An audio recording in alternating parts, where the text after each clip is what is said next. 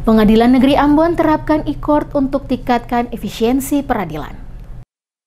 Pengadilan Negeri Ambon terus berupaya meningkatkan efisiensi dalam penanganan perkara dengan menerapkan sistem digitalisasi layanan hukum. Salah satu inovasi yang diadopsi adalah penggunaan aplikasi e-court yang memungkinkan masyarakat mendaftarkan perkara secara online tanpa harus datang langsung ke kantor pengadilan. Aplikasi e-court merupakan bagian dari program modernisasi Mahkamah Agung dalam menghadapi era digital dan revolusi industri 4.0.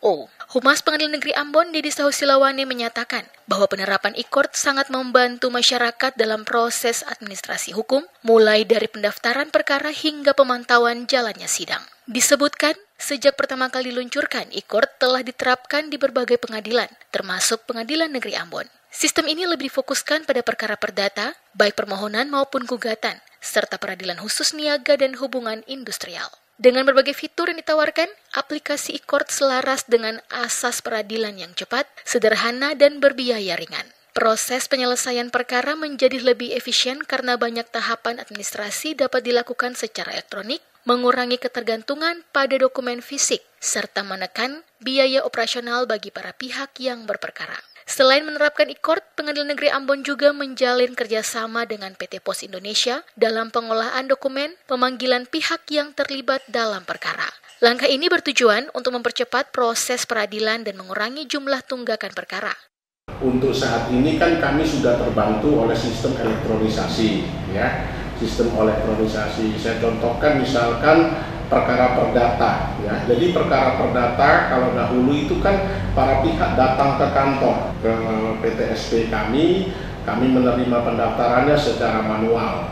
Nah, ini tentunya memakan waktu. Nah, tetapi dengan sistem yang dibangun, saya contohkan di perdata itu kita mengenal e-court, masyarakat ya cukup membuat akun, lalu mereka sudah bisa mendaftarkan perkaranya lewat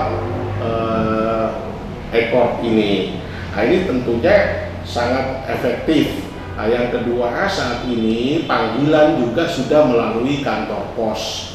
Artinya apa? Perkara yang masuk itu kita sudah melakukan kerjasama dengan kantor pos untuk melakukan pemanggilan.